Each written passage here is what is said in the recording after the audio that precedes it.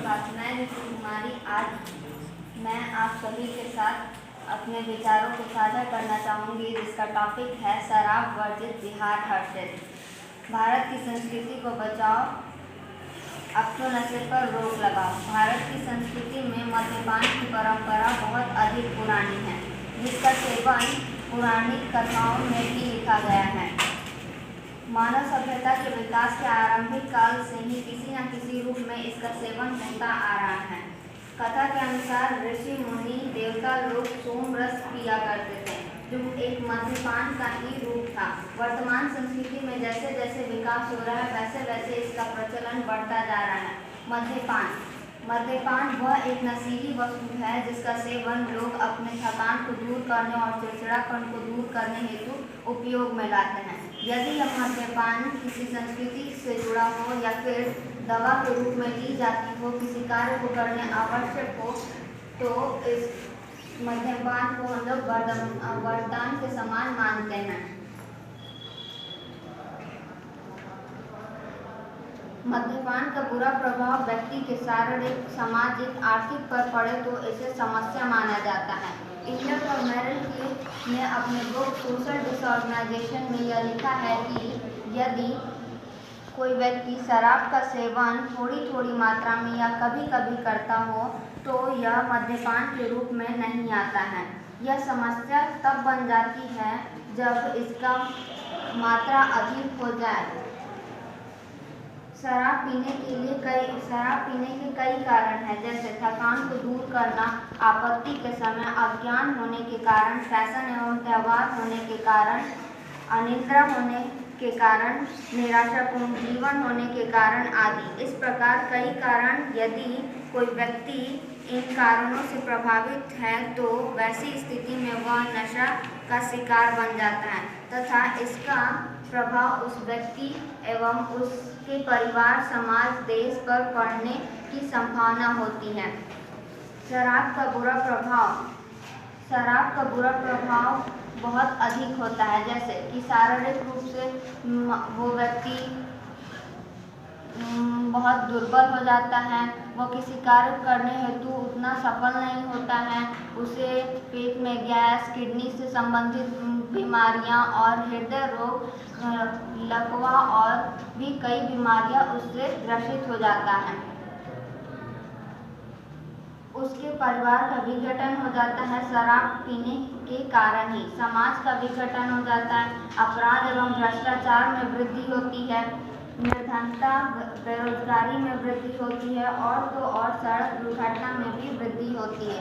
इन सभी कारणों को मद्देनजर रखते हुए बिहार की नीतीश सरकार ने संविधान के अनुच्छेद 47 के तहत साल 2016 में शराबबंदी कानून लागू की थी।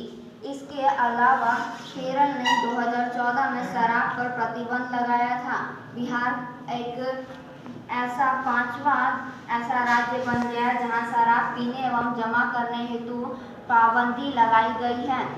पूरे बिहार भर में हर साल 1410 लाख लीटर शराब पी जाते हैं यहाँ के लोग।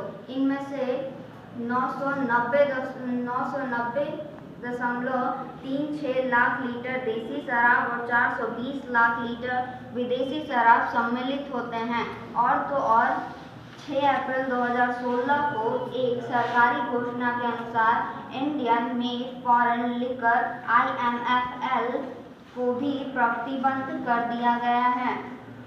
इन सभी नियमों के लागू होने से बिहार हर्षित हुआ, जिसमें शराब पीकर किए जाने वाले अपराधों की संख्या घटी, भ्रष्टाचार की संख्या घट गई और तो और सड़क दुर्घटना भी कम हो गई। शराब पर खर्च किए जाने वाले पैसे अब परिवार की आवश्यकताओं को पूर्ण करने के हेतु काम में आ रहे हैं, जिससे बच्चों की शिक्षा दीक्षा पर भी विशेष ध्यान दिया जा रहा है।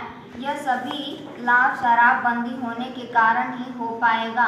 सिर्फ इतना ही नहीं, अपितु और भी कुछ, जैसे शराब वर्जित होने पर स्वास्थ्य सुधार होगा और शराब से होने वाली बीमारी की संख्या घटेगी। शराब पीने वाला व्यक्ति शराब छोड़कर कृषि या कोई और विशेष काम में लग जाएगा और भी कई सारे कामकाज से वह जुड़ सकता है, जिससे उत्पादन, आर्थिक स्थिति और शारीरिक उन्नति होगी। पारिवारिक कलह और गरीबी धीरे धीरे समाप्त होगी। बिहार समृद्धि व उन्नति के मार्ग पर आगे बढ़ेगा। शराब पर नियंत्रण के उपाय कई सारे हैं, जैसे शिक्षा एवं प्रचार, वैज्ञानिक एवं प्रशासकीय पक्ष, शराबबंदी मंडलों की स्थापना, रोजगार प्रदान करना, धार्मिक तथा समाज सेवी संस्थानों द्वारा कदम उठाना, महिलाओं द्वारा उचित कदम उठाना, शराब के स्थान पर किसी स्फूर्ति देने वाला पेयजल का उत्पादन या उसे उपलब्ध कराना। इन सब का निष्कर्ष यह निकलता है कि शराब का सेवन किसी भी दृष्टिकोण से लाभदायक नहीं होता है। इसका सेवन सिर्फ और सिर्फ अपने और दूसरे के परिवार को विघटन करने के उपयोग में आता है। मेरे ख्याल से लोगों को शराब का सेवन कम कर देना चाहिए। यह संकल्प लेना चाहिए कि वह दोबारा कभी भी शराब का सेवन नहीं करेंगे। यदि ऐसा संकल्प लिया जाए तो संविधान में ऐसे किसी अनुच्छेद की जरूरत नहीं पड़ेगी। Thank you. अभी आप लोगों ने देखा कि ऋतु कुमारी कक्षा 12 की बच्ची ने किस तरह जो है वो आपको जो वो शराब से होने वाली सारी बीमारियों के बारे में बताया और ये जागरूक कराया। और इतना ही नहीं, इन्होंने बीमारी के साथ साथ जो है वो अपनी पहल की क्या पहल होनी चाहिए शराब को बंद करने के लिए, सिर्फ जो है वो सिर्फ एक व्यक्ति को ही नहीं बल्कि समाज को और देश को और हमारे देश की सरकार को भी बहुत सारे कदम उठाने चाहिए। सबसे पहले तो ये है कि वो समाज सेवी संस्था का निर्माण करें, जो नजदीक जो है वो गांव में जाकर के जो लोगों के अंदर जागरूकता फैलाए। और इतना ही जागरूकता फैलाने के साथ साथ जो है वो लोगों में ये बताया कि शराब जो है अगर आप उसको हेल्थ ड्रिंक की तरह ले रहे हैं तो इसे हेल्थ ड्रिंक की तरह ना ले, इसके जगह पे जो है वो बहुत सारी जो है वो स्वास्थ्यवर्धक जो है वो हेल्थ ड्रिंक हमारे समाज में मौजूद है। आप उसका सेवन करें और उससे जो है वो अपने शारीरिक और मानसिक स्वास्थ्य को बनाए रखें। और इसके साथ साथ जो है वो आप अपने बच्चे का भी जो है वो भरण पोषण ठीक से कर पाएंगे। और अगर आप शराब नहीं लेंगे तो आपके परिवार में ना विघटन होगा, ना ही आपके समाज में विघटन होगा और सब लोग एकता के सूत्र में मतलब बंधे रहेंगे। और एकता के सूत्र में बंध कर जो है वो हम लोग किसी भी समस्या का जो है वो निदान बहुत आसानी से कर सकते हैं और एक सफल परिवार और एक सफल समाज का निर्माण कर सकते हैं। और इसकी इस पहल पर जो है वो हम लोग जोरदार तालियों के साथ बहुत ही अच्छे से जो है वो शराब वर्जित बिहार परिषद पर अपने विचारों को प्रकट करके जो है वो सिर्फ आप तक जागरूकता फैलाने की कोशिश नहीं की है, बल्कि इस सोशल मीडिया पे मैं इसका वीडियो डाल करके जो है मैं पूरे समाज को और पूरे देश में जितने लोग भी ये देख सकते हैं वो देखेंगे कि इससे क्या नुकसान होता है और इससे जो है वो बचने के क्या उपाय हैं। और ये जो है वो हमारे समाज को और देश को गठित करने में एक बहुत ही अच्छा पहल होगा। और मैं आशा करूंगी कि आप लोग भी जो है वो आगे आएं और अपने विचारों को प्रकट करें। धन्यवाद ऋतु, वेरी गुड, वेल डन।